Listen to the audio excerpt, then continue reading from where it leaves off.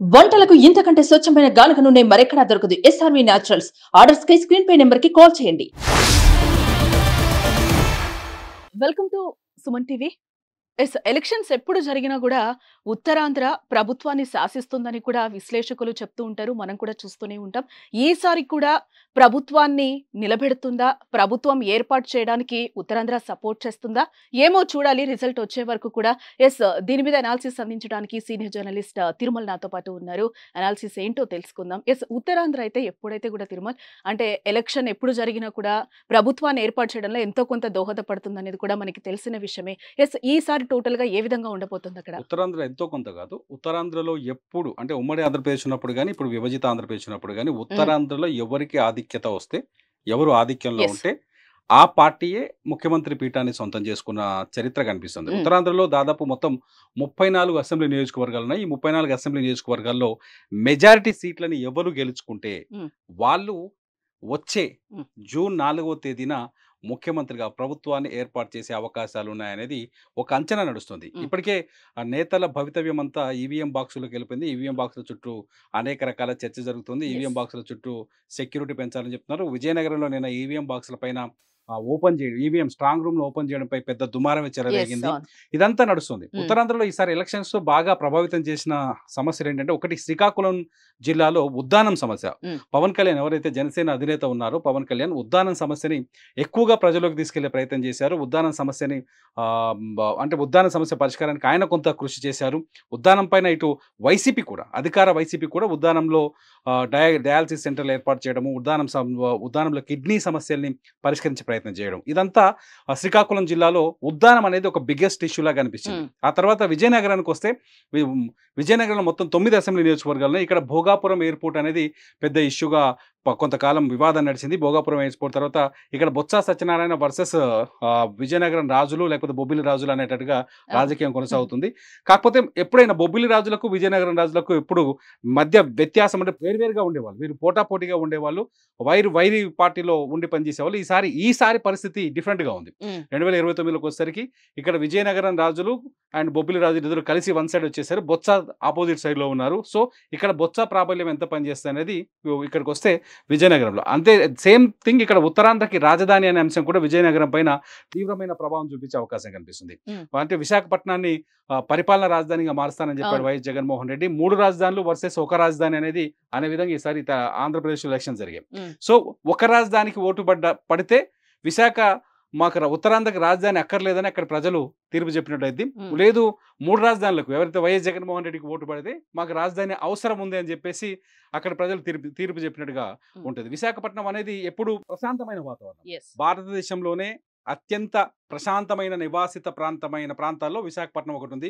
వైజాగ్లో ఎటువంటి అల్లర్లు ఉండవు, వైజాగ్లో ఎటువంటి ఇష్యూస్ ఉండవు, క్రైమ్ రేట్ చాలా తక్కువ, ప్రకృతికి అనుకూలమైన ప్రకృతి పార్ట్నర్షిప్ ఎక్కువగా ఉంటుంది. దీంతో ఎక్కువ మంది అక్కడ నివాస యోగ్యంగా ఉండడం కోసం ప్రయత్నిస్తూ ఉంటారు. ఇది వైజాగ్ ఉన్న నేచర్. సో వైజాగ్ అనేది ఇప్పుడు రాజధాని అవసరమా లేదా అనే యాంగిల్లో ఇక్కడ ఓటింగ్ జరిగే అవకాశం కనిపిస్తుంది. మొత్తానికి మొదటి నుంచి చూస్తే గడిచిన ఎన్నికలన్నీ చూసుకుంటూ వస్తే ఉత్తరాంధ్ర అనేది టీడీపీకి కంచుకోటగానే కనిపిస్తూ వచ్చింది. టీడీపీకి అనుకూలంగా ఉంది, టీడీపీకి ఎక్కువ సీట్లు వచ్చాయి. ఇక్కడ బీసీ ఓటు బ్యాంక్ ఎక్కువ, బీసీలు గతంలో ఎక్కువగా టీడీపీకి మద్దతు ఇచ్చిన సందర్భాలు కనిపించాయి. ఈసారి 2019లో మాత్రం వైసీపీ హవా కనిపించింది ఉత్తరాంధ్రలో. శ్రీకాకుళం నుంచి మొదలు పెడితే శ్రీకాకుళం, విజయనగరం, విశాఖపట్నం వరకు కొంత విశాఖపట్నంలో టీడీపీ సీట్లు కొంత కనిపించినప్పటికీ వైసీపీ ఆధిపత్యం ఎక్కువ కనిపించింది. మనం అనుకున్నట్టుగానే వైసీపీ అధికారంలోకి వచ్చింది. అది సెన్సేషనల్. దాన్ని ఇంకా మనం చెప్పడానికి ఇప్పుడు డిస్కస్ చేయాల్సిన అవసరం లేదు. ఈసారి 2024లో ఉత్తరాంధ్ర ప్రజల మనోభావాలు ఎలా ఉంది, వాళ్ళ మనసులో ఉన్న రాజకీయ పార్టీ ఏంటి, ఎవరికి ఓటేస్తుంటారు అనే ఒక చర్చ మొదలైంది. రకరకాల సర్వేలతో తెరపైకి వస్తున్నాయి. అనేక మంది మాట్లాడుతున్నారు. ఒక సర్వేలో కూడా 2 రకాలు, కొందరేమో వైసీపీ గెలుస్తుందని చెప్తున్నారు, మరి కొందరేమో కూటమి గెలుస్తుందని చెప్తున్నారు. కాకపోతే ఈసారి కూటమి ప్రభావం ఉత్తరాంధ్ర పైన బలంగా ఉందనే కొంతమందిని మనం అందరితో మాట్లాడుతున్న సందర్భంలో తెలుస్తుంది. కూటమికి కొంత అనుకూల వాతావరణం ఉత్తరాంధ్రలో ఎక్కువగా ఉన్నట్టుగా తెలుస్తోంది. పోటాపోటీగా ఉన్నాయి. చాలా చోట్ల హోరాహోరీ పోరు జరిగినట్టుగా తెలుస్తుంది. శ్రీకాకుళం జిల్లాలో మొత్తం 10 సీట్లు ఉంటే 10 సీట్లలో ఇక్కడ హోరాహోరీ ఎందుకు చెప్తున్నారంటే, మొత్తం శ్రీకాకుళంలో 10 సీట్లు ఉంటే 10 సీట్లలో 6 కూటమికి వచ్చే అవకాశం ఉందని చెప్తున్నారు, 4 వైసీపీకి వచ్చే అవకాశం ఉందని చెప్తున్నారు. కొందరేమో లేదు రివర్స్ ఉంది, 4 మాత్రమే టీడీపీకి వచ్చే అంటే కూటమికి వచ్చే అవకాశం ఉంటున్నారు. 6 మిగతా 6 వైసీపీకి. మెజారిటీ స్థానాలు వైసీపీకి వచ్చే అవకాశం ఉందని చెప్తున్నారు. కాకపోతే ఇక్కడ గతంలో టీడీపీకి అనుకూలమైన ప్రాంతం కాబట్టి అంచనా వేయలేని పరిస్థితి ఏర్పడ్డది. ఎందుకంటే మొత్తం స్టేట్ వైడ్ అటువంటి సిచ్యువేషన్ కనిపిస్తుంది. అంటే టఫ్ ఫైట్ ఉంటుందంటారా ఈసారి? చాలా టఫ్ ఫైట్ అంటే అన్ని Okay. చోట్ల చాలా టఫ్ ఫైట్ ఉన్నట్టుగా కనిపిస్తుంది. ఈజీ గెలుపు అయితే ఎవరికి సాధ్యం అయ్యేటట్టు కనిపించట్లేదు. ప్రస్తుతానికి మాత్రం వీళ్ళ భౌతవ్యం బాక్స్ లో ఉంది కాబట్టి చెప్పలేం మనం. ఎవరికి 6 వస్తాయి, ఎవరికి 4 వస్తాయి అనేది తెలియదు, లేకపోతే ఇద్దరికి 5 వస్తాయో తెలియదు. కాకపోతే మనకుంటున్న కొంత ఎడ్జ్గా కనిపిస్తున్నది ఏంటంటే శ్రీకాకుళంలో కూటమి బలంగా కనిపిస్తోంది. కూటమికి అవకాశాలు ఎక్కువగా ఉన్నాయి. కూటమే పైచేయి సాధించే అవకాశం ఉందని చెప్తున్నారు.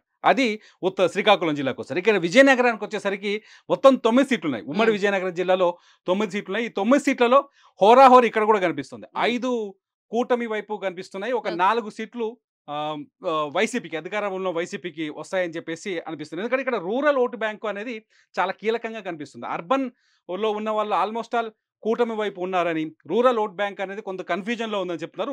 రూరల్లో వైసీపీ వాళ్ళు చెప్తున్నారు రూరల్ ఓటు బ్యాంక్ మా వైపే ఉంది, మహిళల ఓటు బ్యాంక్ మా వైపే ఉంది, కాబట్టి ఖచ్చితంగా మేము బలంగా కనిపిస్తాము, రాబోతున్నాము అని చెప్పేసి వైసీపీ వాళ్ళు చెప్తున్నారు. ఇప్పుడు నాయకుల మధ్య కానీ ఎక్కడ చూస్తే జరుగుతున్న చర్చ ఇదే. కొన్ని సర్వేలన్నీ పరిశీలిస్తూ చూస్తే, ఎక్కువ మెజారిటీ సర్వేలు చూస్తూ ఉంటే ఉత్తరాంధ్రలో అంటే విజయనగరంలో కూడా 5 కూటమికి దక్కే అవకాశం కనిపిస్తుంది, 4 వైసీపీకి దక్కుతాయని చెప్పి చర్చ జరుగుతుంది. సో ఇక్కడ కూడా కాస్త విజయనగరంలో కూడా కూటమిదే పై చేయి ఉండే అవకాశం కనిపిస్తుంది. ఇక విశాఖపట్నానికి వస్తాయి. విశాఖపట్నం జిల్లా మొత్తం తీసుకుంటే విశాఖ టౌన్ సిటీలో 6 నియోజకవర్గాలు ఉంటాయి. Visakha east, west, north, south, అట్లాగే గాజువాక, భీమిలి, ఇవంతా అర్బన్ ఏరియా కిందకు వస్తాయి. అర్బన్ లో కూటమి చాలా బలంగా కనిపిస్తుంది. 2 చోట్ల ఒక 2 సీట్లు వైసీపీకి వచ్చే అవకాశాలనే అంచనాలు కనిపిస్తున్నాయి. ఈసారి కూటమి ఇక్కడ బలమైన శక్తిగా కనిపించబోతుందని చెప్పేసి అర్బన్ వరకు వచ్చి మాట్లాడుతుంది. మళ్ళీ రూరల్కి వచ్చేస్తే కొంచెం డిఫరెంట్ కనిపిస్తుంది. రూరల్లో కూడా ఎక్కువ సీట్లలో కూటమి అభ్యర్థుల బలంగా ఉన్నట్టుగా కొన్ని సర్వేలు చెప్తున్నాయి. రూరల్లో కూడా వైసీపీకి ఇంకో 2 సీట్లు వస్తాయని, అంటే ఈ 6 సీట్లు తీసేస్తే 15లో 9లో ఇంకో 2 మాత్రమే వైసీపీకి అవకాశాలు. ఇక్కడ కూడా మొత్తం 15 సీట్లలో ఉమ్మడి విశాఖ జిల్లాలో 15 సీట్లు ఉంటే 15 సీట్లలో 11 సీట్లు కూటమికి అనుకూలంగా ఉన్నాయని, మిగతా 4 సీట్లు మాత్రమే వైసీపీకి వచ్చే ఛాన్స్ ఉందని ఒక చర్చ జరుగుతుంది. ఇవన్నీ వాస్తవమైన సర్వేలని మనం చెప్పడానికి లేదు. ఇదేంటంటే మాట్లాడుకోవడానికి, కూర్చొని డిస్కషన్ చేసుకోవడానికి మాత్రమే ఉపయోగపడతాయి. మనం చదువుతున్నాయి, మనం చూస్తే ఈ సర్వేలన్నీ చూస్తే కొంచెం సామాన్యుల్లో కొంత ఉత్కంఠని, ఎమోషన్ని రైజ్ చేస్తున్నాయి, కొంత టెన్షన్ వాతావరణాన్ని సృష్టిస్తున్నాయి. కాకపోతే ఎవరికి పై చేయి వస్తుంది ఉత్తరాంధ్రలో అనేది చాలా ముఖ్యమైన విషయం. ఎందుకంటే శ్రీకాకుళం వెళ్తే ధర్మాన కుటుంబానికి, అట్లాగే ఎవరైతే అచ్చెన్నాయుడు కింజారపు కుటుంబానికి మధ్య హోరాహోరి పోరుంది. మొదటి నుంచి కింజారపు అచ్చెన్నాయుడు ఆయన టీడీపీ ఆంధ్రప్రదేశ్ అధ్యక్షుడిగా పనిచేస్తున్నారు. ధర్మాన ప్రసాదరావు కానీ, ధర్మాన కుటుంబం కానీ వైసీపీలో కీలకమైన స్థానంలో పనిచేస్తూ వస్తున్నారు. కాబట్టి శ్రీకాకుళంలో కూడా పోరు హోరాహోరి ఉందని చెప్పాలి. విజయనగరంకి వచ్చేసరికి రాజులు వర్సెస్ బొత్స అనే యాంగిల్లో ఉంది.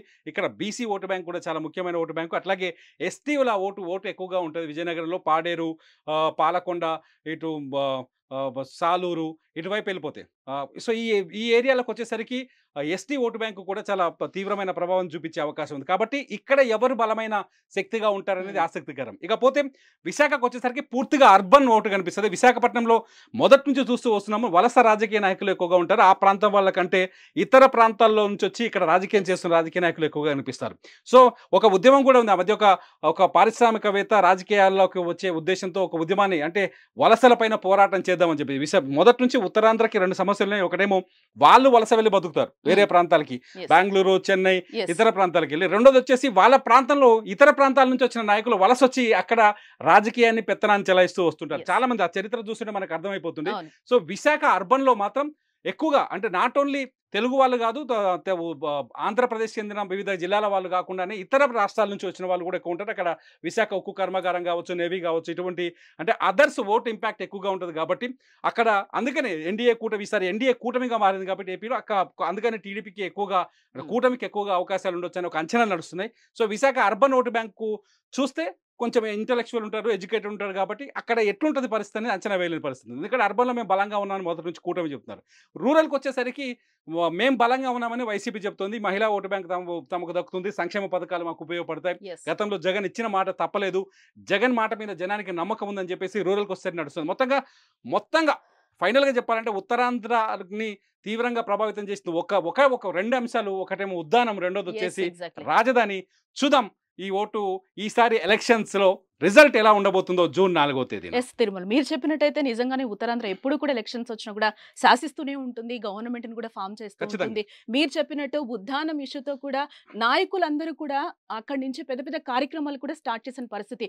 ఉత్తరాంధ్ర నుంచే మేము స్టార్ట్ చేస్తామని కూడా ఇప్పుడు ఉద్దానం ఇష్యూ మనం పవన్ కళ్యాణ్ ప్రతి నుంచి ఒక్కరు అంటే తీసుకున్నాం. మొదటి నుంచి సెంటిమెంట్ గా ఉంది. ఇచ్చాపురం నుంచి రాజకీయ యాత్రలు మొదలు పెట్టడం, పాదయాత్రలు మొదలు ఎస్ పెట్టడం, ఎగ్జాక్ట్లీ అక్కడ ప్రజల్ని ఆకట్టుకోవడానికి ట్రై చేయడం. మొత్తంగా 34 సీట్లలో అటు ఇటు కూటమి వైపు ఒక 25 సీట్లు వస్తాయని ఒక అంచనా, మిగతా చోట్ల వైసీపీ వస్తుందని అంచనా. చూద్దాం ఉత్తరాంధ్రలో ఎవరు పై చేయి సాధిస్తారో, ముఖ్యమంత్రి పీఠ మీద ఎవరు కూర్చుంటారో. ఇది 100% కాదు, మనకు ప్రస్తుతానికి అందుతున్న లోకల్ గా అందుతున్న సమాచారము, అక్కడ జరుగుతున్న సర్వేలు మాత్రమే. ఇప్పుడైతే ఎవరిని ప్రభావితం చేసే అవకాశం లేదు. ఎగ్జాక్ట్లీ నిజంగా అదంతా కూడా ఉత్తరాంధ్ర పై చేయి సాధిస్తుందా, ఎవరిని గవర్నమెంట్ ఫామ్ చేస్తుంది అనేది కూడా జూన్ 4 వరకు కూడా వెయిట్ చేయాల్సిందే.